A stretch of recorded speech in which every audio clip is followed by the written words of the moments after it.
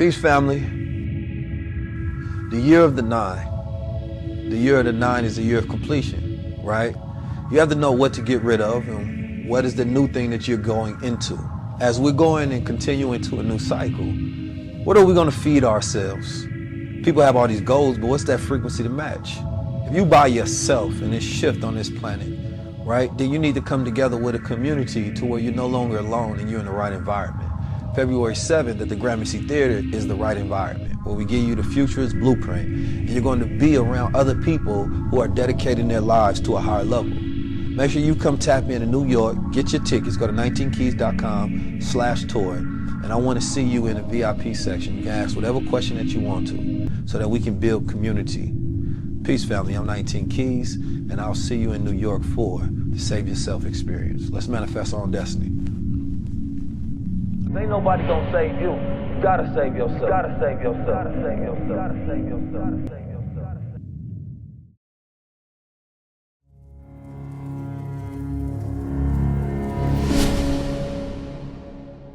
Are we low level or high level?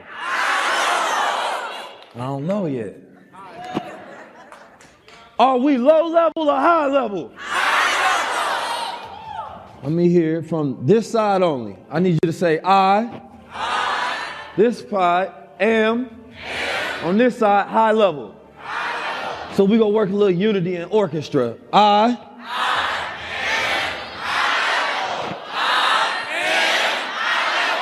Unity ain't hard. Nobody orchestrates it. Oh, I got y'all.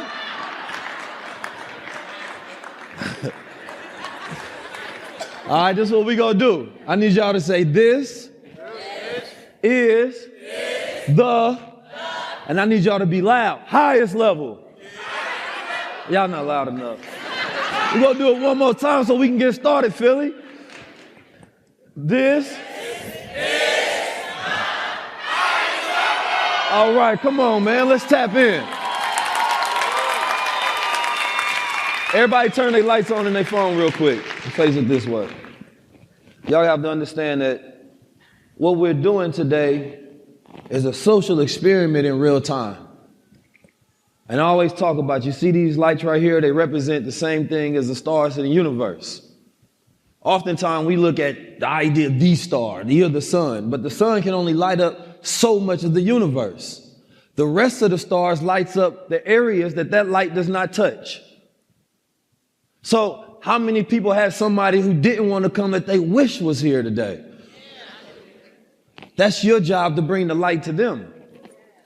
So as we activate, each one of us are these cosmic beings with all this energy and all this light.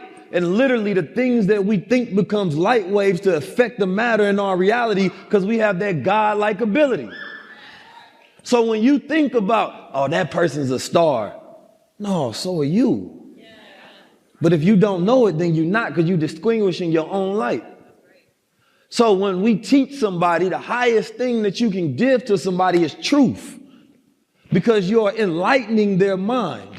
The lowest feeling that you can feel is shame, because you think you're evil. You think you're nothing. You not think you're worth anything. This happens when we stuck in survival mode. You all can sit down. We're going to stand up a little more. We're going to keep the energy flowing, that's for sure. Y'all looking good in the building. Thank you.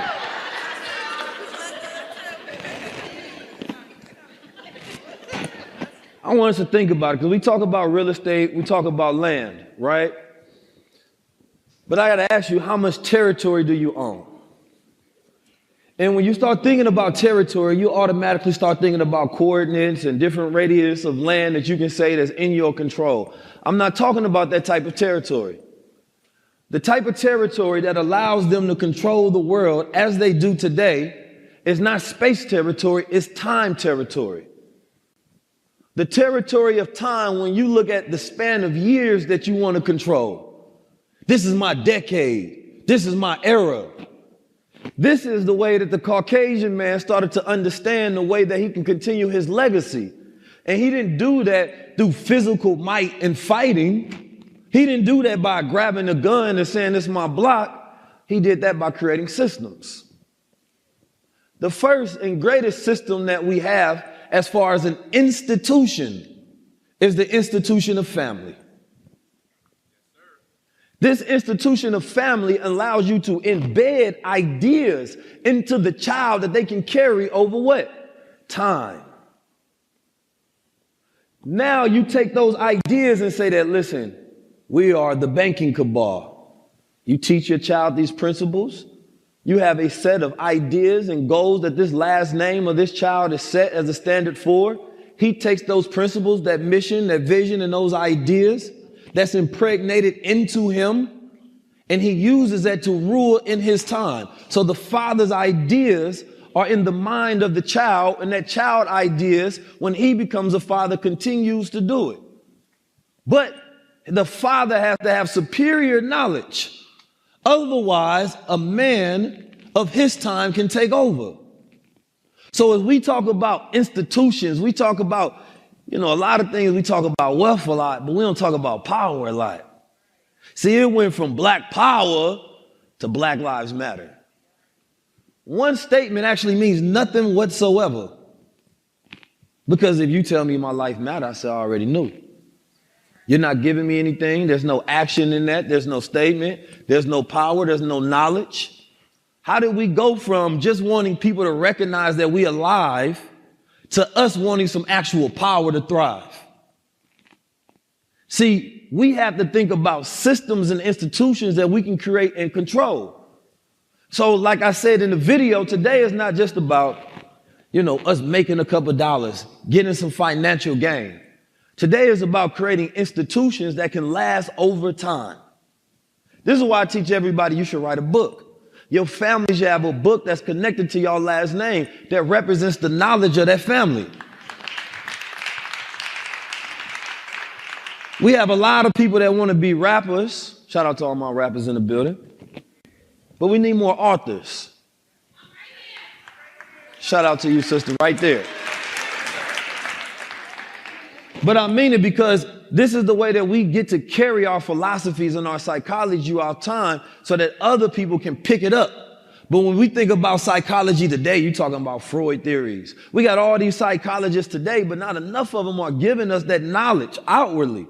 Because the people that we consider to be valuable are people that's popular, not the people that can actually take us to the highest level. And this is what we're doing is we're changing the dynamics of what it means to be a so-called star.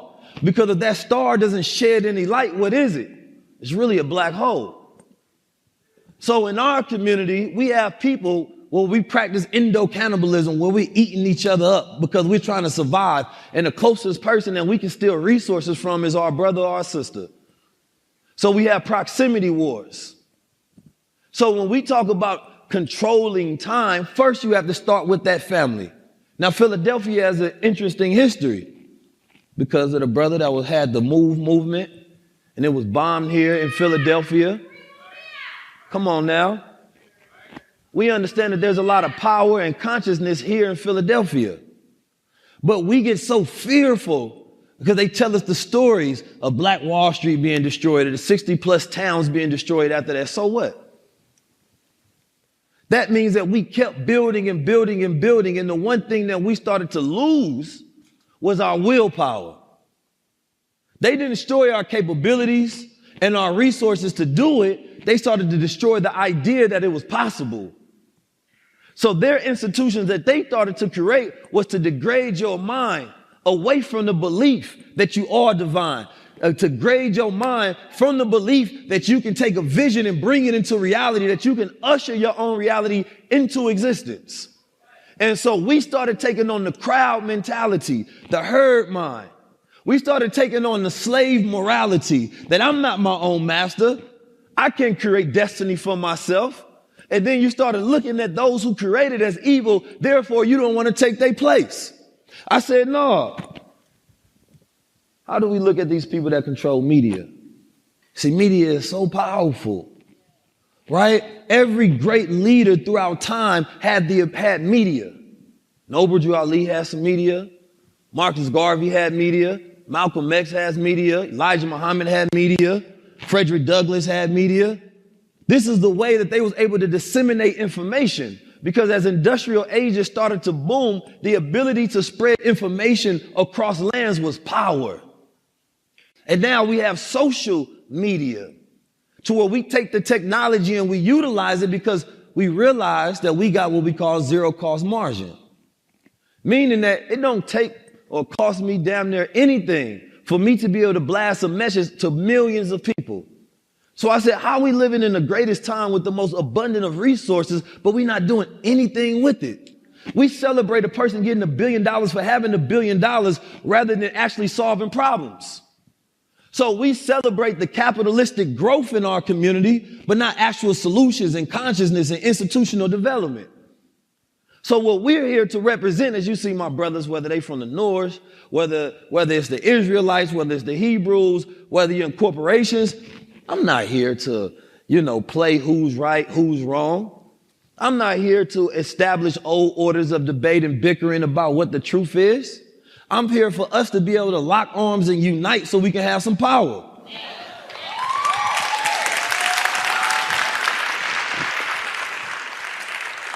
Right now, how many people in here got children? Oh man, it's tough. Y'all got them in them schools? These miseducation centers? The stuff that they teaching y'all children is just confusing them today and you don't have any power over it.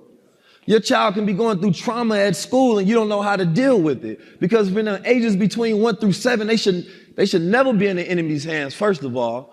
But in them ages of development where they don't have consciousness, where they can't really say no subconsciously, and they're just taking in the stimuli in their environment, and you allowing the most precious years of your child development to be taken away because they keep us so busy in survival mode. We don't think about thriving. But you have to understand that survival mode not really real. I mean, it's real in the sense that we human beings, but not real in the sense that it's necessary anymore. We're living in the greatest time, meaning that we can take, I know a lot of people don't like AI. See, I look at AI as A numerical value 1, that I numerical value 9. And the reason I start studying it because that's the 19. And that 1 represents male or that 9 represents female, right? Or it represents polarity, consciousness, subconsciousness, right? And so I look at things in a mathematical way because I'm introverted a lot, even though I'm here speaking in front of y'all out of necessity. But my introversion means I spend time alone so I can study my thoughts, so I can think in an original way. But a lot of times people are so engaged in social atmospheres, you don't actually know what you think. And every time something comes out, yo, what you think about this? See, when AI comes out, all you have to operate off of is what the devil has programmed into the movies, the fear that's been pushed. So the only ideas that you have in this use case are fearful. So now we say, no, I don't want to touch that. But then you have a goal to make some money. Then you have the goal to say, I want to homeschool my child. Then you have a goal. What they did, if anything, gave us one of the greatest research tools that we can use. And I believe that we have the power to have dominion over things. It didn't stop with technology. How we got dominion over the birds and the bees and the animals and the fields and the whole universe, but not the internet. Not the internet, though. We gods, but we can't use the internet. But you can't go into that room. I was telling them when we talk about the mainstream, right? They said, how kids be going into these different platforms? And in Baltimore, I told them because I want to. See, when you have the ability to take your thoughts and you can imagine it, you can envision it, and you can work to that frequency is matched, then ain't nobody gonna stop you. But that only happens to a well-working man. How do you judge and know if you're a man today? Because today, what we have are eternal boys and we have eternal girls. You never actually get to wholeness, the psychology of wholeness, right? To where you feel spiritually, mentally, physically whole, that you are capable of going outside in the world and handling your business and your affairs correctly. We've been stuck in the perpetual state of being a minor and doing nothing major. So what we do is we fantasize versus face reality. A lot of men being overmothered and underfathered. And so being close to that womb too much makes you want to regress when you get too far from home. You start to depend on your parents too much. You're stuck in a static of fantasy, thinking more of yourself than you actually do. So now you go to things that allow you to express yourself, but you're not using your hands. You're not building, because there's no accountability on just doing music. There's no accountability on just doing art. And so now everybody say, well, I want some fulfillment. That's too much. See, I grew up in the era where we strove for hard work, to where even if I didn't feel like doing it, I still did it because I'm not being emotional. A man operates off the thoughts of his logic, not his feelings. So we have a society where man is no longer being logical, he's being emotional. And he's being driven and controlled and manipulated by his lower desires. Because these are the things that psychologists have studied when it comes to society. First, they studied their own, and then you became easier because you wanted to be like them. Dr. Wesley breaks it down. He talks about the Frankensteining of the Negro, of the nigger. We was made this way. That's not who we are. When we murdering, killing, and fighting each other for survival, look at the particle matter that's in the air in the neighborhoods. It's not even good for us to breathe in. Look at the food that surrounds us. We have food deserts everywhere. So we're not even getting the proper nutrition and minerals that we're supposed to have to sustain ourselves. So we always wanted more. So our gut microbes are not right to where we can't activate that intuition. You know, people say, follow your gut. I don't know, it depends on your gut. Because these guts nowadays, I don't know. I know it's a lot of ox in Philly, so I told people I don't rock with people that be eating pork and stuff. They got mad at me. But you got to understand, though, like, if we live in society today where we have knowledge, we have information, right? Information is data, statistics. Most people have information, they don't have knowledge. Knowledge requires some sort of experience, right? That information, everybody is overly informed, but they're not knowledgeable about nothing. Because you don't have any experience that you can turn into execution. And then you haven't had that knowledge long enough for it to marinate and turn into wisdom through reflection. So therefore, we have a society who think they know something, but really fools. And that's the worst. The wise fool. Now, when you think you know nothing, that's the correct kind of wise man. The one who thinks he's a fool because he knows he's not full. He always leaves room for more on his plate to gravitate towards and execute. When I started doing this, talking to my brother Mechi, I said, I'm going to create 19 keys. I said, this is going to be an entity that I create. I was studying quantum physics at the time. I was studying metaphysics at the time on how religions are made and how societies are built and how institutions are built. Like when you go form your LLC, that's not a physical thing you're doing a metaphysical thing. When you go vote comes from the Latin word votum, means to vow or wish. It's not a physical thing you're doing. You're vowing to a deity to keep the institution of America going. You're lending your power and your energy every day to institutions that are there to kill you. They just showed that the guy named Bernard or not, whatever his name is, he owns LVMH, right?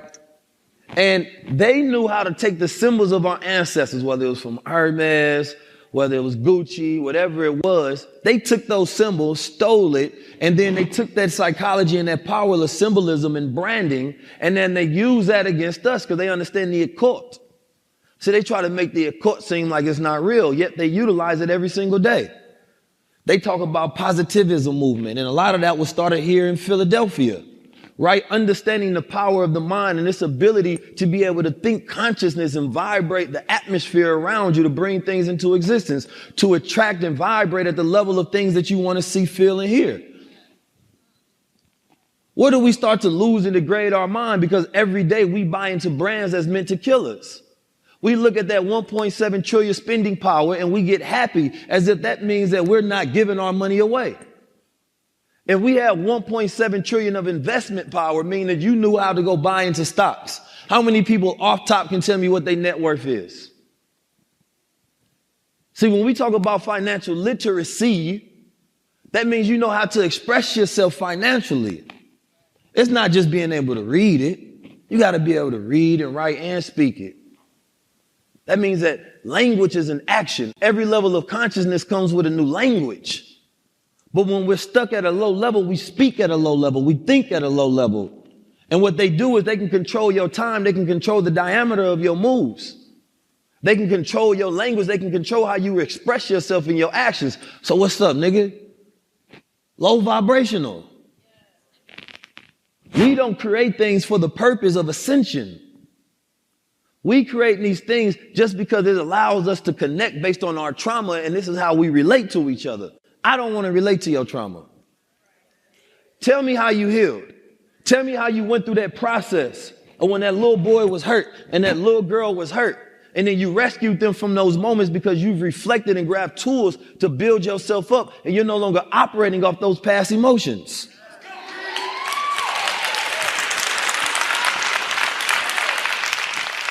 We use technology because technology, in my opinion, it was made for us. Sometimes we don't know the keys that's given to us when we locked up. Black people, or brown people, I got my Morris brothers in here. My copper colored people in here. Shout out to y'all, my good original people. We've been begging so long for a tool that we can utilize to build wealth. We've been talking about how the media has been utilized against us all this time, right? How it has deceptive practices and programs against us. But then when we get the technology, we don't use it correctly. When you scroll on social media, all you see is entertainment and distractions. And that entertainment and distractions that we play into is because of the traumas that we have on a daily basis. So when we feel pain, we resort to trying to distract ourselves so we can get some sort of reward. So we start scrolling instead. So you know what? Instead of doing this work and building like bruh said, no, I want to go watch Netflix real quick. No, I'm going to call Keisha real quick. Shout out to all the Keishas in the building. But you know what I mean. See, that little boy is always resorting to his desires instead of his needs. So the needs are always being unmet, but the desires are being fulfilled. See, the man, he utilizes his logic and he looks at the landscape. He takes a step back and he becomes a strategist. See, when they tell you that your history started in slavery, they're doing you a disservice. But imagine if they said that, no, the first story you heard was of Hannibal Barca. They said he was a military genius and he went and destroyed Roman armies. They said, wait a minute, how old he was? He was in his 20s. He looked just like you. They utilized the knowledge that he had and that he left behind in military schools to this day. But if you started from there, you start from greatness. If you start from slavery, you start in bondage. So they changed the narrative up so that you don't have that self-belief. So therefore, anything that they do for you, you have to be grateful for them like a pimp. That's what pimping is. You slap the hoe, then run her the bathwater, and she's grateful for helping. So they've been pimping our people this whole entire time, giving us small little trinkets and rewards. Oh, this the first person to do this, first person to do that. We're the first person to be in existence.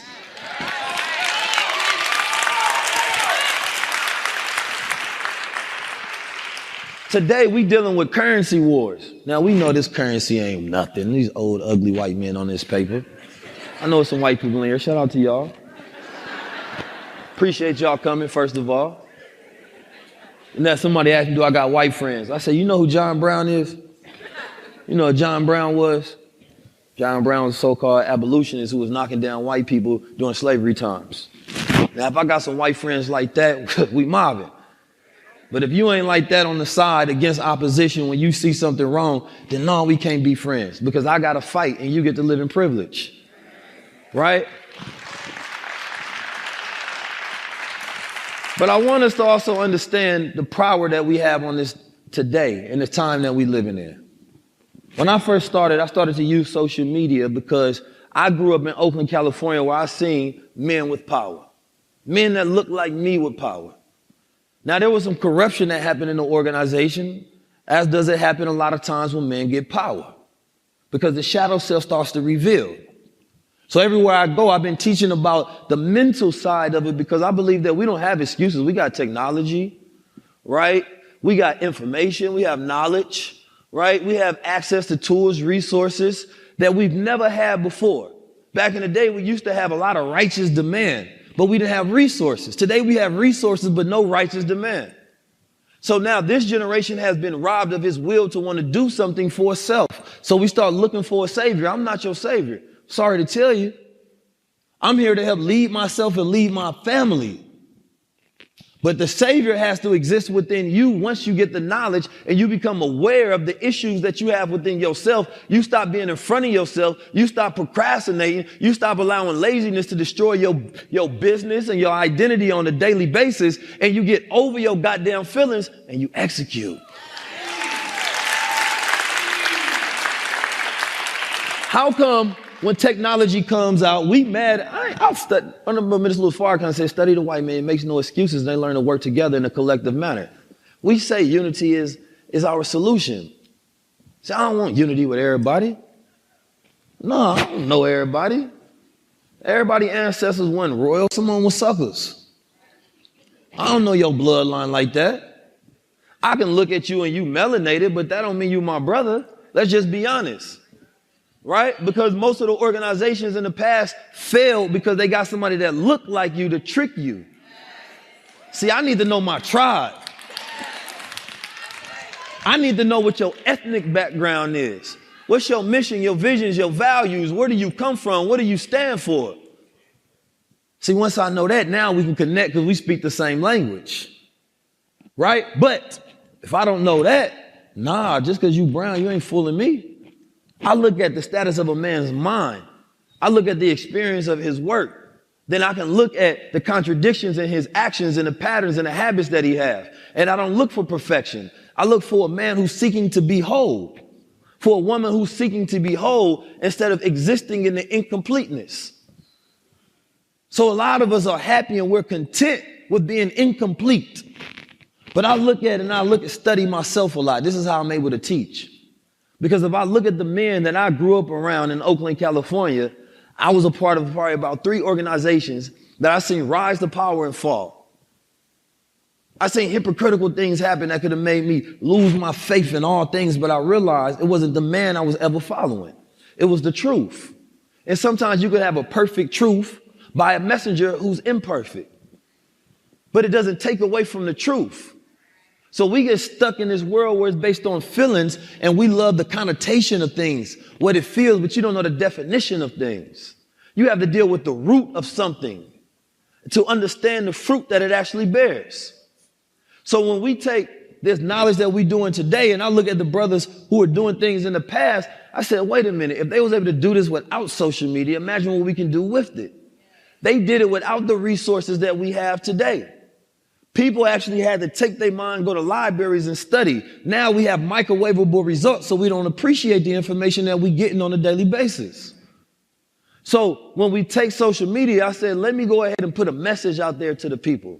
But before I do it, I'm not going to go out there with my passion and righteousness and say they're going to love this. That don't mean nothing. I always told my brother Red Pill and Blue Pill that it's the design of the conscious community that was missing, not the knowledge. The production value in which you showcase what you do, because it shows that you have love and respect for yourself and your craft. Because the devil will spend $1 million to get you to look at some ass. But you telling me you got the key to the universe and you don't want to spend no budget? Look like it was shot on one of them little old Samsungs. So that means that we have to update our quality today. So Gucci and Prada, no, I'm not mad at them because they spend millions and millions and millions of dollars every year for you to believe in them. But how much time, money, and resources do we spend to get our people's mind? Because the devil has unlimited resources to keep you in his bind. So when we start working, we say, okay, let's go take the technology. I say, we got to make sure that we're using the red cameras, right? We got to make sure we're using top quality. We got to make sure that the sonic production on the back end is clear and it sounds good. We have to make sure that understanding the science of how attention is being reset every 15 to 20 seconds based on the scrolling and the new minds of today. Now we got to add in B-roll. So therefore, if you want to give up some of your Netflix time, it's easy and it flows. So when we approach things, we approaching it like Hannibal Barker with a strategy to win because we're dealing with the daily wars. But if a person is trying to figure out why it worked for him, because I studied it first. How much did you study? Or you studied this knowledge, but did you study marketing? See, I'm gonna wear this crown every single day. That's my brand. So now you have an affiliation built up in your mind that every time that you see me, you see this crown. Now, if I ever show my forehead, might have to put it on OnlyFans. It's valuable now. But I've been wearing this crown for the last 7 years, and it has a different spiritual feeling for me. I wear it in my passport pictures, my IDs, when I go through the airport, everything, because it's a spiritual connection. But I had to make sure I was intentional because I looked at the way that colors was being brought to the world, that movie back in the day. And they taught people how to gangbang by showing them the initiation process, the rituals, the brand archetype, the colors that's associated with it. So I said, okay, how come we're not taking that same knowledge, which actually comes from our ancestors, right? The Egyptians has one of the greatest brands in history, which is why we remember and appreciate it today. They have certain colors and affiliations and deities. They had a certain brand archetype. When you think about it, it's spiritual, it's reverence, right? It's intelligent. But how come we not studying it? So when I seen us doing things, I said, we're not doing it at the highest level. So therefore, I said, what would happen if we take the information and we make it look like a movie? What would happen if we started infiltrating these spaces to where when you see me going somewhere and I'm at a party or I'm somewhere, why? It's because I realized that in order to reach the people, you have to be in arm's reach of the people sometimes. When you're working and you're trying to infiltrate some of these corporations, how many of you work for a corporation? Right? You work for a business. Sometimes people may not think that this business is good, but you are in that business. And what they don't realize, they would have just talked to you. You could have helped them with an opportunity. So we learned, just like Hannibal Barker did, when he would go city to city, he would find the locals and get information and provisions for them, and sometimes recruit them as well for the mission. So now we're learning the power of networking. We take simple things, and now we can take the high level things and it can actually reach the masses. Because if we are just in our small pools of consciousness, that's like having a party in your backyard. Right? So imagine if you can take that information that you're disseminating where it's only a few people going to happen in your pool. Some people got rivers. You got a bigger fan base. But when you get into the mainstream, now you can pour consciousness to the world. This is why people like the mainstream, because it reaches everybody. It's that one that flows. It gets to the faucet of the minds of everybody in the world.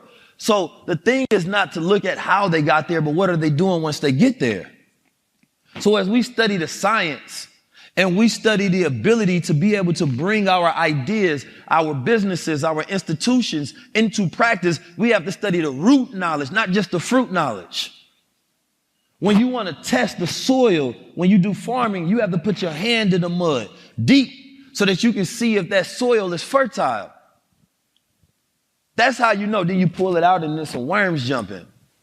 That worm lets you know the liveliness, the electrical activity that's going on. Sometimes we drop seeds to people, but they don't have fertile minds. So it's not the problem with the knowledge and the information. The problem is inside of you. We have thought wars, self wars. We can't get over our private and secret selves and be the person that we actually want to exhume in public. That's why I tell people all the time, I'm not perfect. Don't ever try to put me in the box just so you can try to expose me. I'm telling you I ain't perfect. I expose myself to the world in a way because I learned that it ain't about perfection, it's about growth. You can be mad at who I was, but not who I am, because I'm always growing.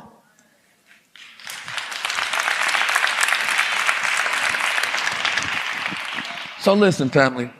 First of all, I want y'all to stand up for a second. Let's get that energy back going.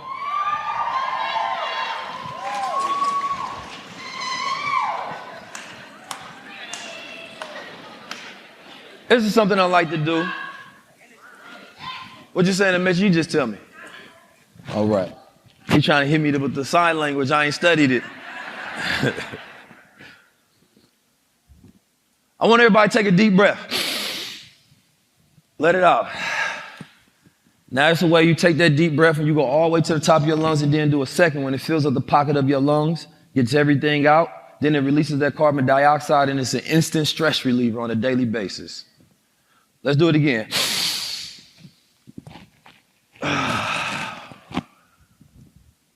Are we low level or high level? Are we low level or high level?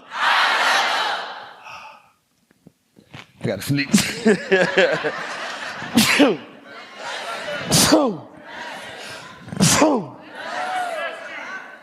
Air trying to kill me.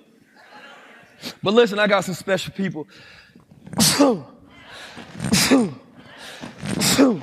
Oh, my God, I might need the voice of God back there for this. I got some special people in the building, some of my brothers I've been traveling the world with. And they've been dominating culture. And they represent brotherhood, number one. I rock with these brothers and I see how they work with their team, and I learn so much. Every team needs 4 things. You need a visionary and an idea generator. Somebody that can think for the team. Then you need a strategic person. Somebody that can take those ideas and bring them into life. Then you need a relationship builder. Somebody that can get the people that's necessary for you all to do the things that you want to do. Right? And last but not least, you need an organizer. Somebody to be able to put it all together. And when I look at the success that good men have, it's not because of the Illuminati. It's because they learn the science of success and they learn to work together in a collective manner. So therefore they become assets to each other versus being liabilities to each other. So today we got the good brothers from Earn Your Leisure. Make some noise. We about to play this video. We gonna bring them out. Let's go. I should have really had my Dame dance ready when I came out. I needed a little bit louder though for that. Philly, What's up? what up? What's up, Philadelphia? What's up? Oh, they're looking beautiful. The city of brotherly love. Energy feels amazing. Sisterly love. I love it.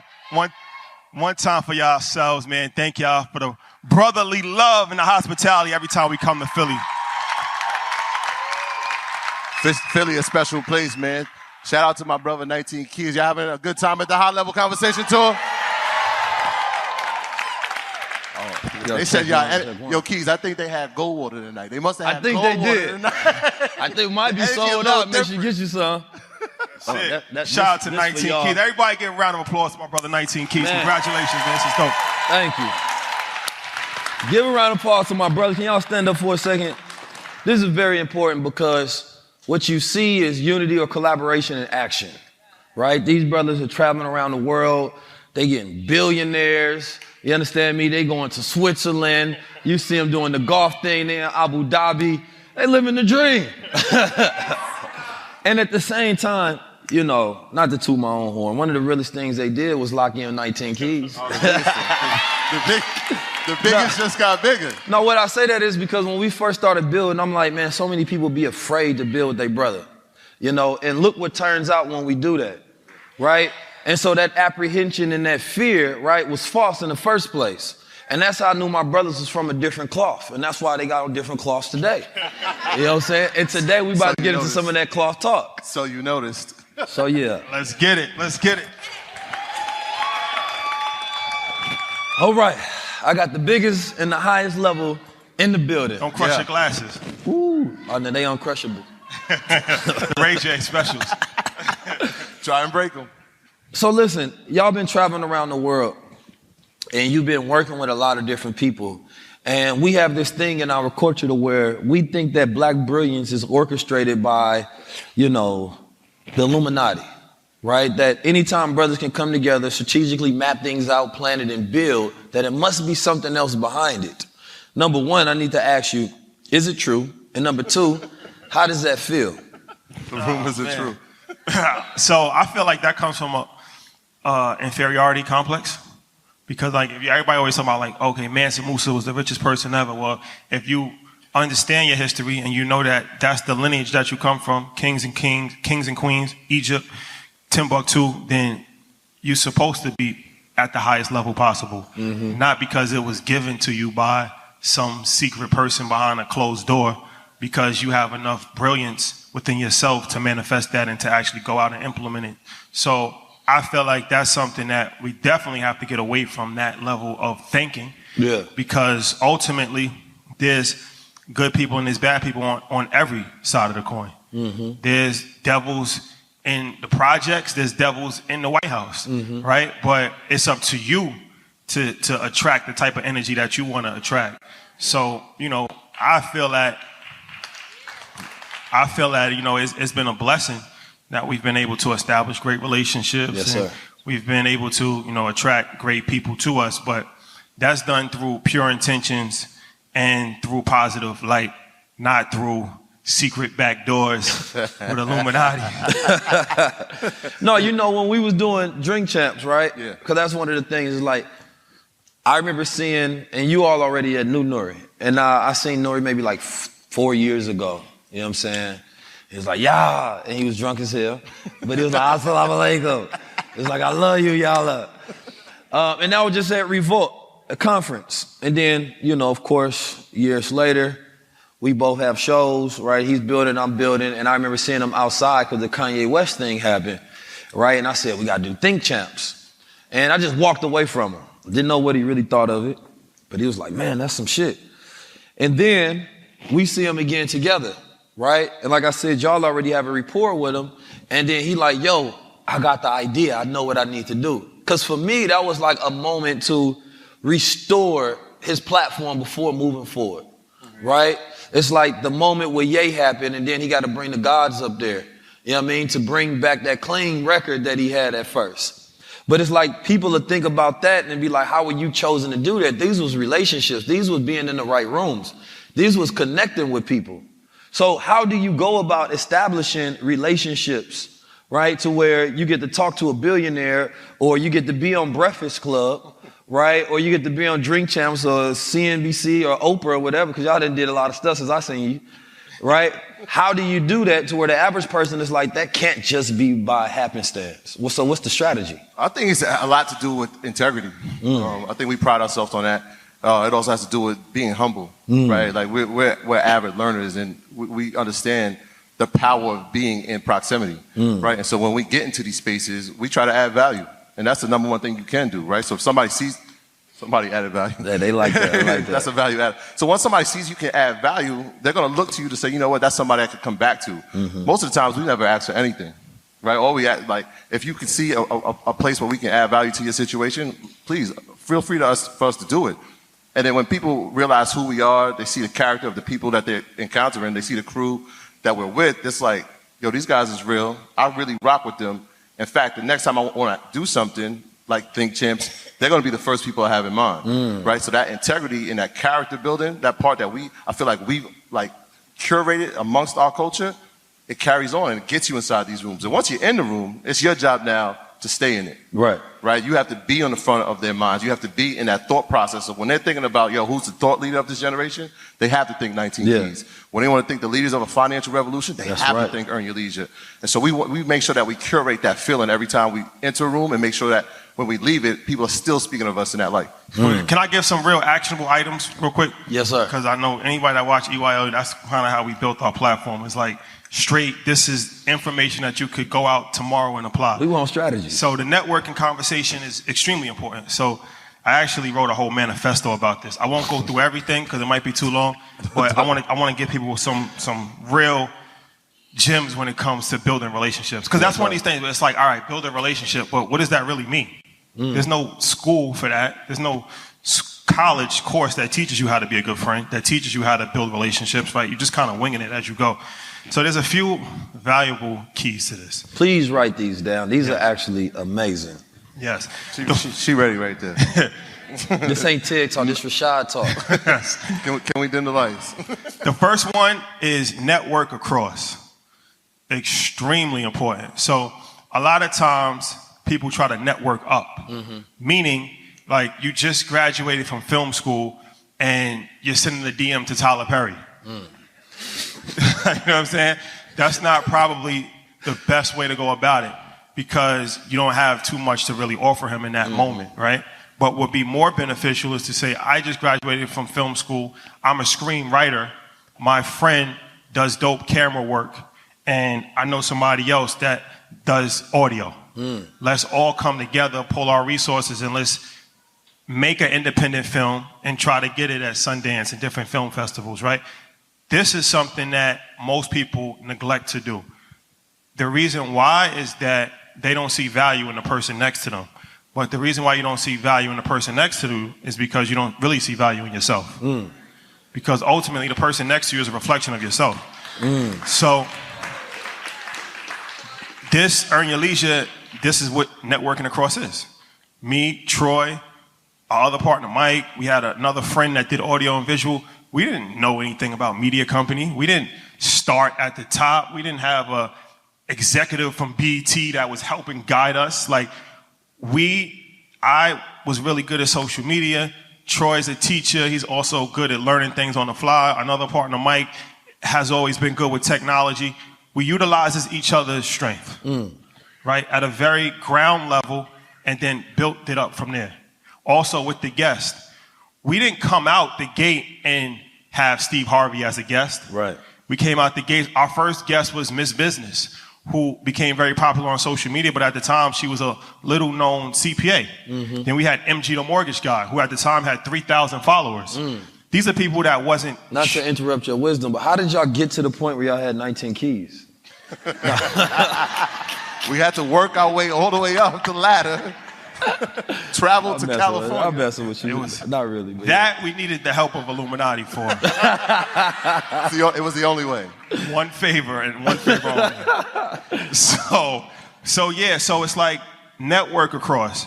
Extremely important. I won't go through all of them, like I said, because I don't want to take too much time. But another one I think is important is to attack the perimeter. So has anybody seen the movie Casino?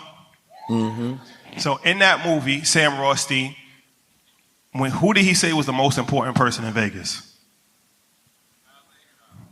The valet parker. It wasn't the pit boss. It wasn't the head of the casino. It wasn't the performers. It was the valet parker. The reason why he said the valet people were the most important people was because they knew everybody, right? So attack the perimeter. Too often, just use Diddy for an example, because everybody knows that Diddy will be headlining InvestFest. Get your tickets. Yeah.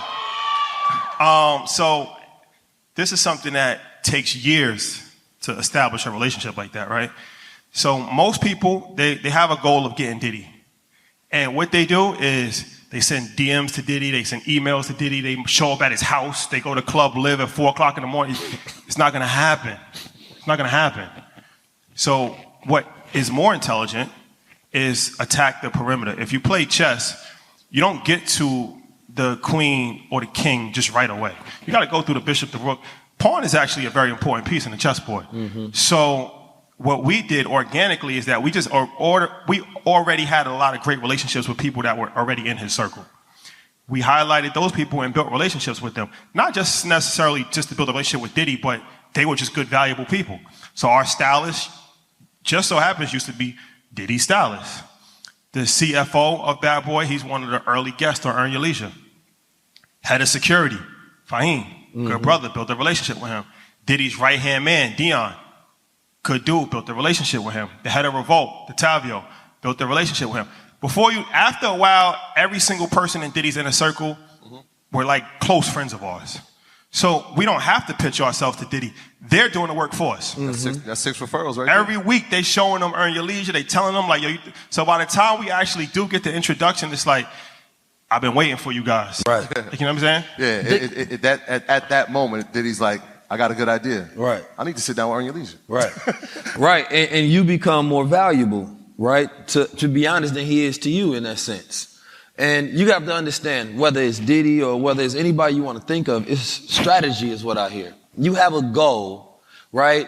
And you have a way in order to be able to take a step back, because grand strategy is a person who can take a step back, look at the playing field, right? What is that you want to accomplish? Once you figure that out, then you can go on a campaign to get it done, right? And when I hear you talking, I hear somebody learning how to utilize their mind to bring things into fruition. Another person, well, it's Diddy or it's this, that, and the third. You're missing completely the point. The Brothers is putting together a show where there's 15,000 people there. So in order to be able to engage the culture into higher level thinking and activity, you have to use pieces that's within the culture, right? Because somebody might say, why Diddy while drinking Ciroc, right? I'm just saying, this is a true reality. That's a fact. You have to look at the controllers of media. It's like I was on BET, you know, they threw a nice little check. But and for me, it's always odd, right? Because what I look at it is my relationship with you all has been probably one of the greatest relationships in business that I've had, right? Because it allows me to go in doors where at first they may have been afraid, right? But being new curators of culture, right? You saying like, wait a minute, no, you can build with 19 keys. He's of our culture. If you find value with him, how come you can't cut him a check, but you can cut a nigga a check, right? Now, when I went in there, I did ask the CEO of BET, was it important to be black owned? I might have burnt that bridge, I don't know. Well, I guess we won't be going back. But I got to keep it a bean, you know? Yeah. But now it's about to be black on. Yes. Yeah, it's about to be black on. So Yo, can I say something really look at quick? the important. I ain't saying I did that, but I did that. Because what... it wouldn't be fitting if you didn't say that. Because you brought it up backstage before we came out. You were like, remember the conversation we had? Yes, sir. And now look at this. Mm-hmm. And so sitting here as three black men and brothers in business, a lot of times there's one thing that we lack amongst each other, and you've kind of glorified in it, and that's the trust of each other. Mm-hmm. And so while you were saying that, I'm like, yo, I figured to myself, like, how or what was it that you saw that was like, I can trust these brothers going forward with my vision for what 19 Keys is going to be? That's a good question. I think it was the trust that you all had in each other. Like, I look at the operation behind the scenes. I think the biggest issue, one of the largest issues today is the way that we stare at results, but we don't look at process, right? And there's a lot of different tests that show you the strength of who a person is, right? And so when we did the episode, I spoke truthfully and honestly about what I wanted to see in the world. We talked about health. We talked about black people. We talked about the dynamics of the world, family issues, a lot of different things. You know that this is this masculine black Muslim. When I get on stage, I'm liable to say whatever I think. Right? When we was in London, remember that? The queen that she just passed or something like that. She didn't pass yet. She ain't passed yet. She was on her way. And you know, I might have said something about baggy face or something, and I was like, damn, man, we outside. We like, we got to make it home, Keys. We got to make it home, Keys. But it was never like I got to withdraw from him. It was always like, this person is powerful, we powerful, and we're more powerful together. And so how can we work together? It was always, let's continue to figure out how to grow together. It was never, let's take a step back, let's not be seen. Right? And this is why a lot of dynamics don't work in the culture, because a lot of times our people withdraw for them. Then it lets everybody else know what to do. Right? So we kind of blackball each other, right, at the beginning stages. And so I've seen that camaraderie that I had with y'all, and with any relationship, I look at alignment, mission, vision, values, right? When our alignment is not the same, whether it's me with a woman or with business, then I know that there's no future. But I didn't see your values change. I didn't see your missions change. I ain't seen your vision change. It just gets bigger, right? So therefore, then I look at your family. Y'all come from families of consciousness. Right? You don't have to say it. I remember last time, I remember talking with you. You was like, yeah, I heard all that black shit before. You know, I grew up in it. I'm like, that's cool. What do you mean by that? But he was serious when I met his father. You know what I'm saying? I meet your brother and I meet your family. I understand why the man that you are today is the one that you present to the world. So people may look at your results of being able to do what you do, but I look at your background and why you are who you are. Right? And when I find brothers that have good integrity and great morals, now I know we can go there forever, because I'm never going to change up. You know what I'm saying? Not in a bad way. I'm going to continue to evolve. So as long as we continue to be committed to those visions, like Nipsey Hussle say, it wasn't Nipsey, it was Jay-Z. He told J-Rock, Nipsey Hussle, cousin and bodyguard, he said, listen, I'm in places you can no longer go to, right? And no, you in places I can no longer go to, and I'm in places you can't get to. And this is how we make this thing work. Mm-hmm. So with y'all, I figured that was the coldest dynamic. But that's why Jay said in that line too, when he was like, can't believe y'all burnt the bridge. You know niggas can't swim. Come on. Because he was saying that Nip was the bridge. Yeah. Like he's in, like you said, Jay's in places that he can't get to, but he's in places that he can no longer go to. Right. They need each other.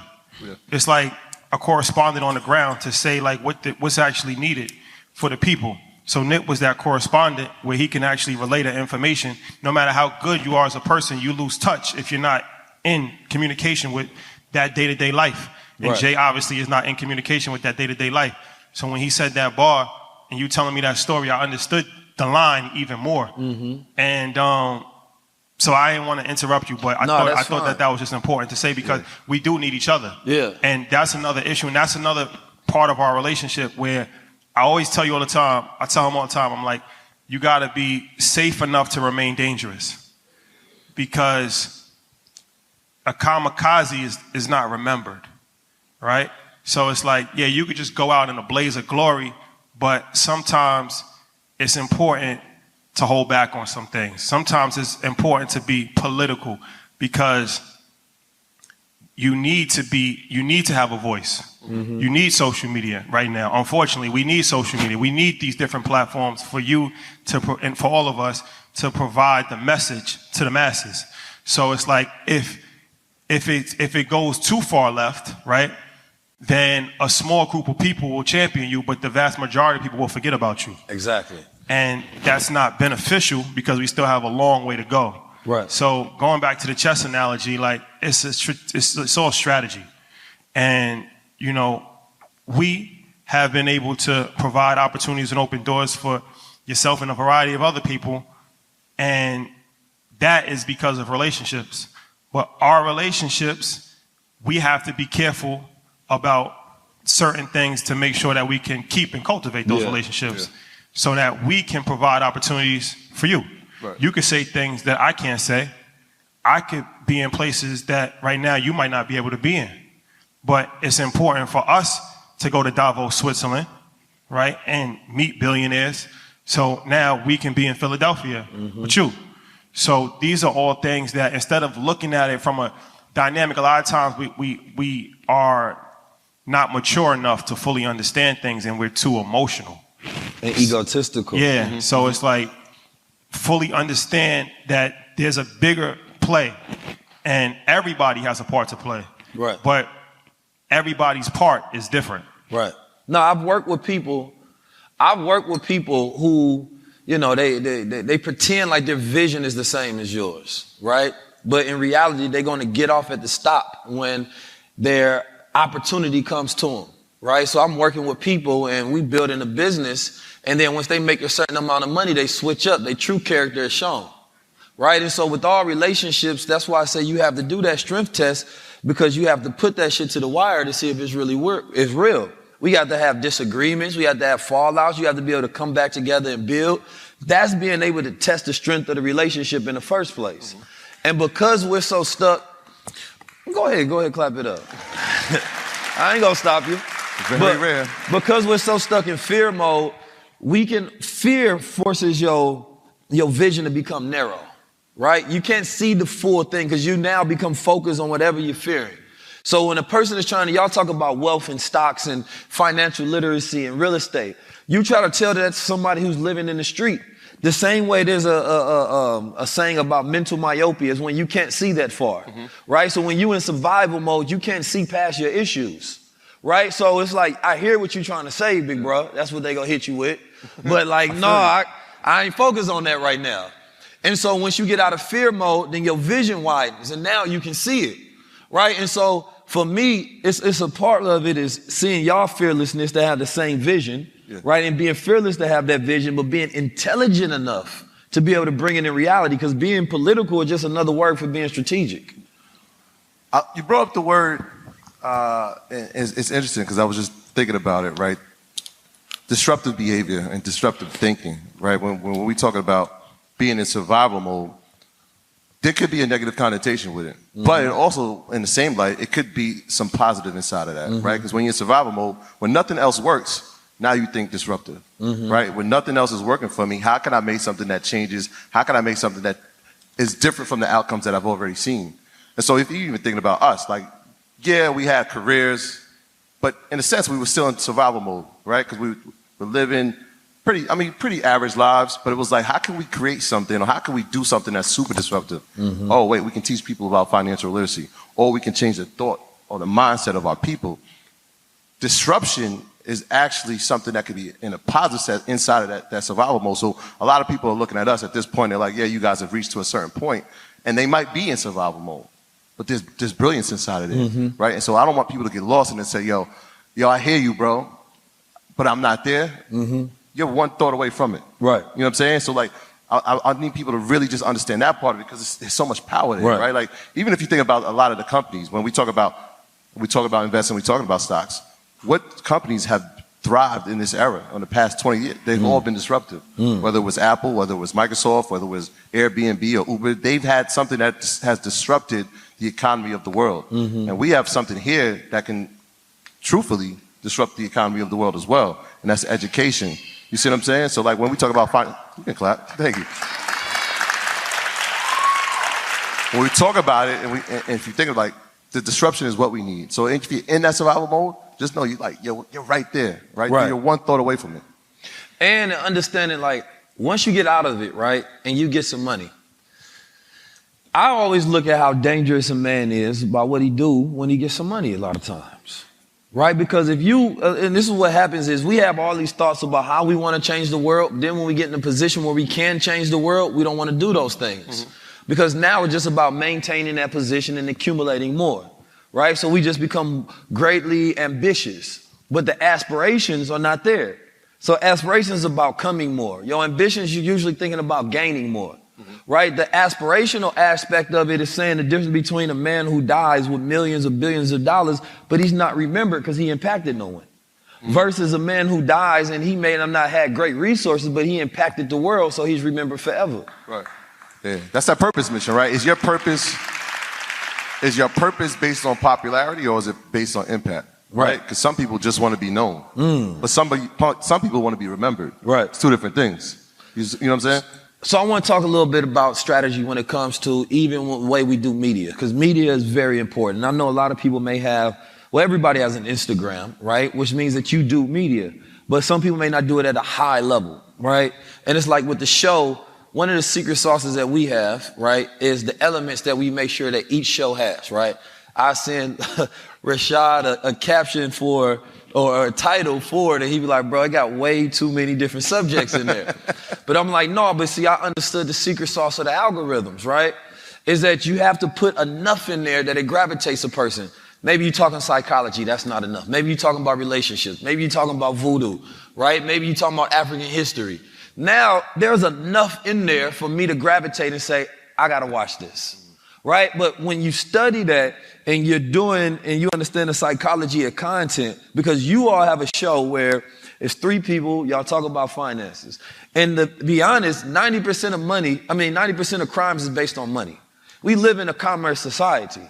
So when you're talking about teaching people about financial education, it's very revolutionary, right? But the word financial education is safe. But the action of educating our people out of ignorance to stop being a consumer base is dangerous. Because now instead of, that's my landlord with a different last name than me, right? Now I am my landlord. Now you're taking money out that family's pocket that they've been able to feed off of because for years they've never had that education in their family, right? Now you're taking a worker off the job because you're giving them a skill set. Saying that, nope, you know what? I want to do day trading. I'm firing you, Bob. Right? I fired Bob a long time ago because I understood that all the money that I can make for corporations, I can make for myself. So when you engineer that self-belief, that knowledge, that skill set, and that know-how, you're destroying institutions who've been feeding off of us and leeching off our ignorance for a very long time. Now, this is a wonderful and beautiful thing you would think everybody should champion. But once they realize it and say, wait a minute, if everybody start eating healthy, what McDonald's gonna do? Disruption. All right. So therefore, people don't look at it. You think that the most dangerous thing is for you to blatantly say what the solution is. That's not the most dangerous thing. It's to attack the root of the cause of the problem. That's the most dangerous thing. And so when I look at you, brothers, you all are some of the most revolutionary, dangerous brothers of our time. Not dangerous in the sense that you want to commit violence, but dangerous in the sense that you want to enlighten our people out of the servitude that they have been in for all this time. Appreciate that. High praise. Appreciate Y'all that. don't tell nobody though. You know what I'm saying? This is just for us to hear to know. That's a fact. So was that a question or a statement? It's a little bit of both. So here's the question, right? So you all been able to turn a media conglomerate, right, into a success. 90% probably plus of podcasts or shows fail, right? How come yours has been successful, and what's the tactic that, you know, if you was to teach yourself starting off day one that you would have told yourself in order to enhance it now? I think so. Going back to the social media thing, I'll give another few gems. When I was studying the science of social media, because it actually is a science, and somebody that was mentoring me and gave me some great advice, the first thing she said was, look at what everybody else in your space is doing. Study what they're doing and do the complete opposite. Originality is at an all-time low these days because there's so much information in our face that it's easy to just copy, right? And that's easier, but that's not the best way to go about it. Because if you're copying something, why would somebody want to watch a watered down version of something else? So it's like you can copy what we're doing at Earn Your Leisure, or you can copy Market Mondays, and I appreciate that because that shows that we're making an impact. But ultimately, that's not going to lead to a high level of success for you. 9 times out of 10, it's not going to work, right? Because it's not an original thought. Everybody can get inspired by different people. That's one thing. But to copy and paste somebody else's ideas is something that I think most people are not aware that that's one of the most detrimental things that you can do. So be original. That's the first thing, right? And then it's like the consistency aspect of it is extremely important. And that was something even with your show, because you had a show before this. And one of the things that I think you lacked was consistency, right? So Tell me what I liked. So it's not 19 keys. But I mean, it's pretty common though. No, it's real because I had a show.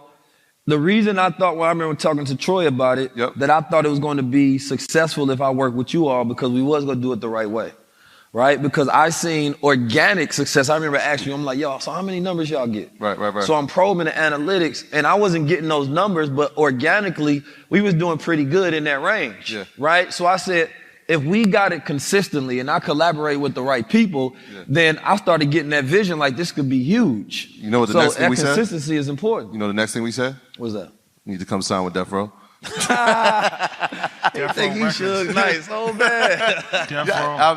You're right. We were sitting, I'll never forget, we were sitting at Upbeat. In Atlanta. We were sitting in Atlanta, and I'm like, yo, you know what? If we just were consistent about putting these episodes out, it could be a game changer. Right. I said, look, let's get it done. You looked at me and said, it's done. I text everybody like, yo, Keys is going to be with EYL Network. And I looked at you, and we had that moment just now when you said, like, yo, remember what you said? I was like, yo, this is going to be the greatest year of your life. Right. You're about to change the world. And you looked at me and said, we're going to change the world. I said, you're absolutely right. We're going to change the world. True. And I believed it, right? And you had that belief in yourself. And just that, like what Shadi's saying, that consistency part is people, like, they'll overlook it, right? They're like, I could do it until you're in it, right? And then there's expectations. And then every week it's an expectation. Every other week it's an expectation. How can I set the bar greater? How can I be greater? How can I be greater? And we've always met it. I feel like every time you put out an episode, and I'm sure everybody here would agree, it's like the bar gets raised again and again. And again, what he said is about aspiring. So now we're looking at it like, all right, there's some things that he's doing that we can tweak. And that's what it should be, man. It should be like, yo, that's my brother. He's inspiring people, but he's inspiring us. It's like our production could be that level, right? Like, look at his team. Mechie knows how to do these things. It's like, this is great. Like, we can build our team like that. You know what I'm saying? So there's things that we're picking up from each other, but it was a belief in each other too. That's like, all right, we can be disruptive, but we can change the world and really believe in that. Also, I think it's extremely important to study yourself and know yourself, because another mistake that people will make is that they try to be somebody that they're not, because they think that that is going to be the key to their success. So for us, right, the thesis of Earn Your Leisure, the original thesis of Earn Your Leisure was sports and entertainment mixed with business. The reason being is because we really listened to rap all our entire life. And I play sports, Troy watch sports, we debate sports all the time. Like, that's something that we organically at our core know. So it's like, all right, now if we can mix business in with this, this will be a fun conversation because this is actually who we are. We didn't try to be like revolutionary dietitians. Of course we are into that on a certain level, but those aren't the conversations that we're having every single day, right? So it's like authenticity. There's somebody for that. There's a reason why 19 Keys is who he is. We are who we are. Like, Ian Dunlap is who he is. Like, everybody's different, right? So, and that's okay. Embrace who you are and lean into it. A lot of times we're leaning out away from it. So it's like the qualities that you have, you possess, your hobbies, what you really are into, these are things that there's other people in the world similar. Everybody is not going to be, into it, but you don't need everybody. Right. So I think that's something I definitely wanted to put out there, because I feel like there's a lot of people that, when it comes to content creation, they're trying to be characters and they're trying to be somebody other than themselves. It's a lot easier to just be yourself as opposed to playing a role of somebody that you're not. Right. And when you authentic, go ahead, clap for that, because it's 100% true. When you, number one, a lot of the things that you think you're going to be judged for, so you don't do, is your success, right? Because you're getting people to talk, right?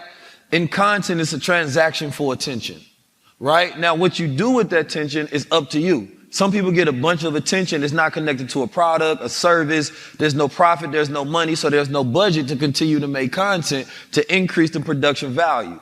So the media aspect of the content creation is very powerful. But what I learned is lean into it. Like you said, people is talking about this. You think I'm going to delete it? No, we're going to make fun of it. We're going to make a larger conversation, because I start play by percentages, right? If I'm looking at the traffic, I want to look at the margins, and margins are your percentage of winnings, right? So when you understand margin, let's say I get 100,000 people that come and 5% of those people buy.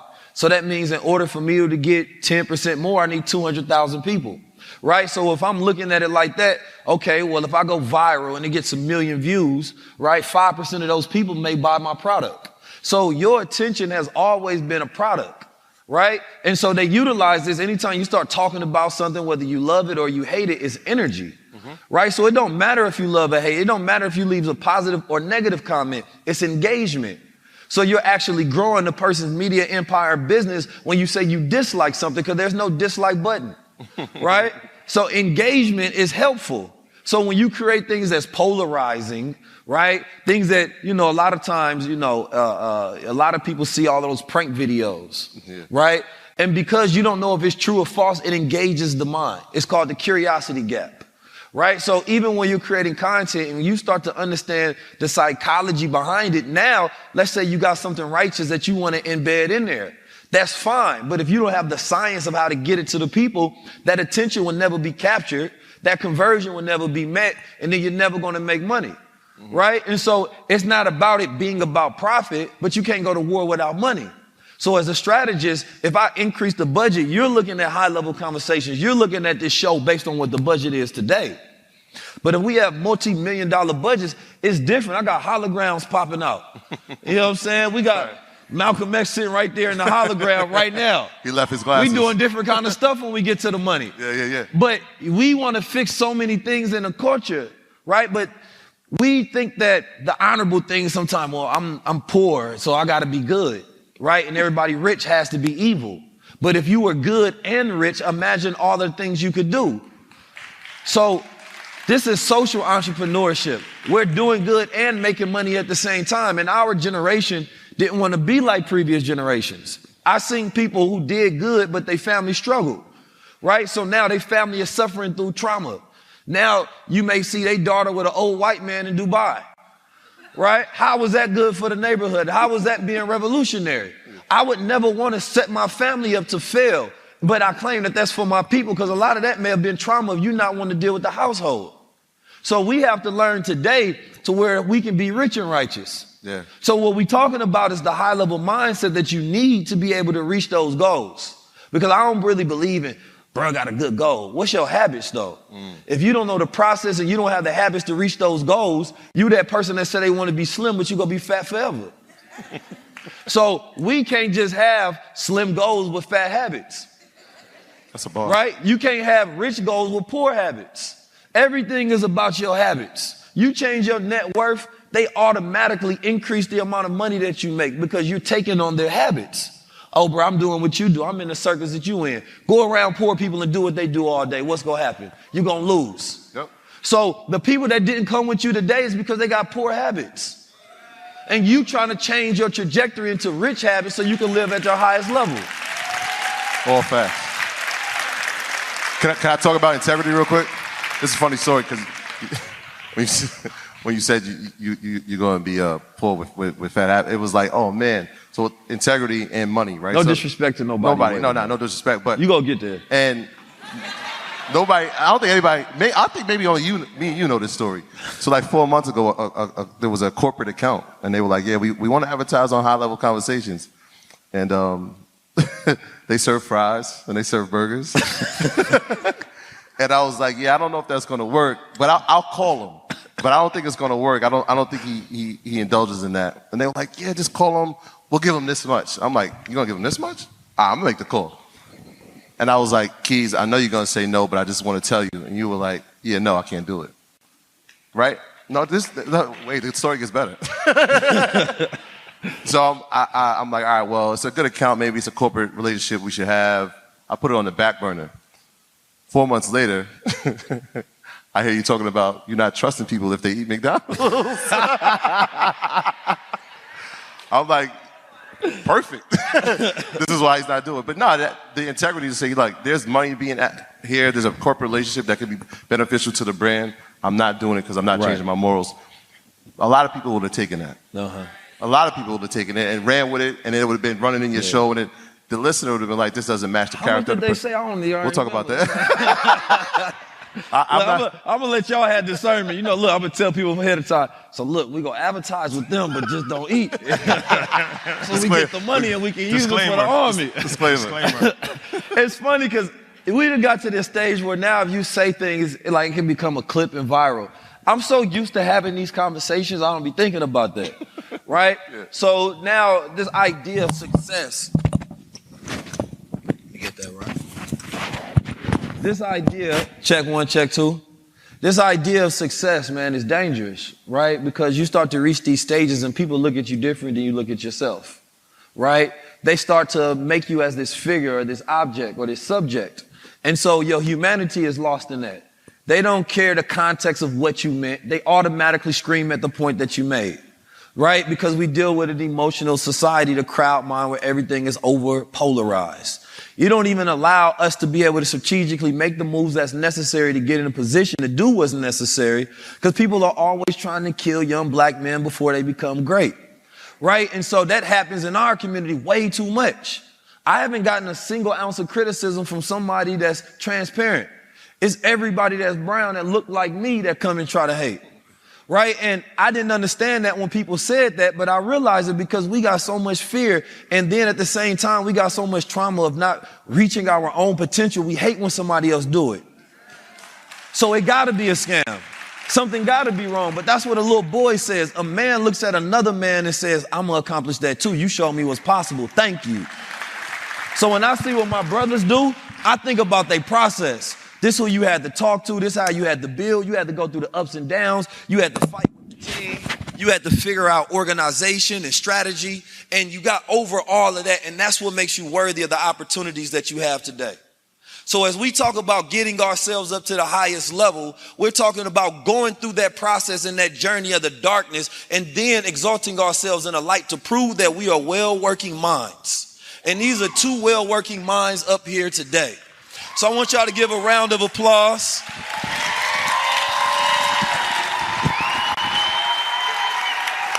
Are we low level or high level? Are we low level or high level? Now I need y'all to say it for my brothers as well. What do we say? We are the biggest ever. I'm gonna let you do the honors. Well, first of all, I just wanted to say thank y'all for having us. Thank you for supporting 19 Keys. It's extremely important, and congratulations to 19 Keys for doing a tour. Yeah, extremely impressive. Extremely impressive. He was in Baltimore, Philly, going to Boston tomorrow. So I don't know anybody else in the space that has done that type of tour, like a musician. So trailblazing. Thank you. And whenever you trailblaze, that's the hardest one because there's no blueprint to follow. You make mistakes, but that's the beauty in it because as you are navigating the space and making mistakes and learning and having a success, other people that come after you can use your blueprint to follow. And now there's a road that's actually been paved, and other people can add to it, and that's how we actually create industry. Yes, sir. And 10 years from now, this space could be just like the musical space where, there's hundreds of people that's actually touring and going overseas and different things of that nature. So congratulations to you. Thank you, brother. Keep pushing the culture in the world forward. Yeah. It's an honor. Put them lights on. Can we see them lights? Hey. We about to get on out of here, but I'm going to see everybody in the VIP. Watch Market Mondays. Invest. Use the information on a daily basis. Show up to InvestFest. We're creating a new culture. And it means nothing if you're not here. I can say the greatest truth on the planet Earth, but it falls on deaf ears, then it's worthless. And not only that, if you don't execute, it has no purpose. So therefore, you didn't show up for us. You showed up for yourself because you know that your current level is your lowest level. And we're going to the highest level.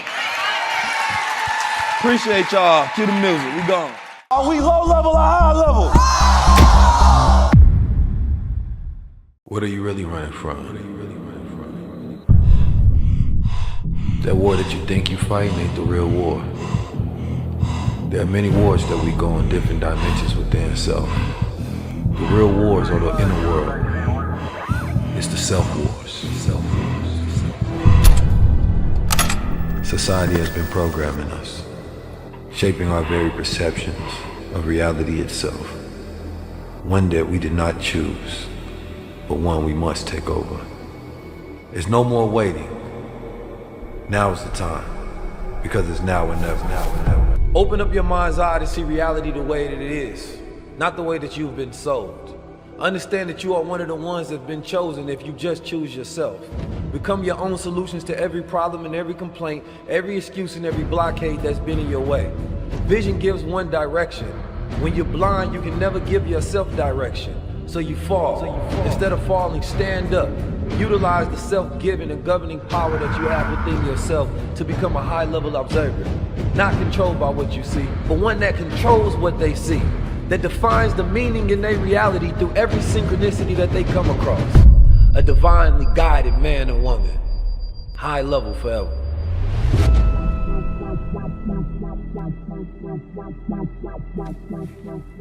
Stomach in, chest out, head up. How you teach a generation that don't know theyself? How do you give them the ability to be able to control the world? Not from an external point, but from an internal point. How do you teach them that the greatest enemy that they have ain't racism, ain't classism, ain't fascism, ain't poverty? No, it's the enemy that exists within. It's the self-war, the thought war that you go on a daily basis. How do you equip them with the tools to be able to win that war? You have to show them who they are so that they can customize their universe. We look at the technology and people talking that's the mark of the beast. The mark of the beast is when you have a beast-like mind and don't have the ability to be able to control your nature. That's when we no longer operate from a soul place of morals and values and principles and mission and vision. But we can name our entertainment every single day because we're distracted with escapism, because it's too hard to deal with the emotions that's required to heal yourself from the trauma.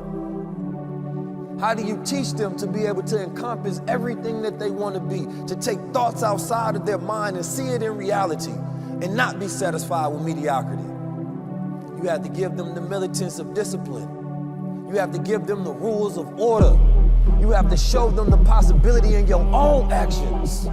You have to be courageous every single day, even if you don't want to do it. You do it because you have to. They've destroyed us, made us a desire-based society, always falling to the whims of your emotion without control of your mind. But when you teach, and you elevate, and you lead, and you encompass everything that you are on a daily basis, and you operate with that God mind, then you live above society, and you become one of the rulers and not one of the ruled. That's the highest level. Go in your mind, design the world, execute it. Build with your family, take your wealth, take your power, and quit waiting. Because ain't nobody gonna save you. You gotta save yourself.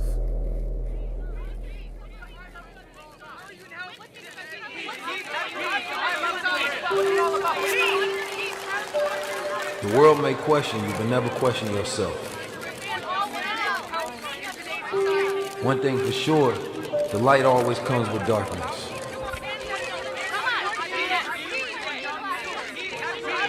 same thing that make you successful be the same thing that break you. If you don't have self-awareness, this will be the thing that destroys you. But if you know yourself, everything is meant to make you stronger. Nothing can break you down.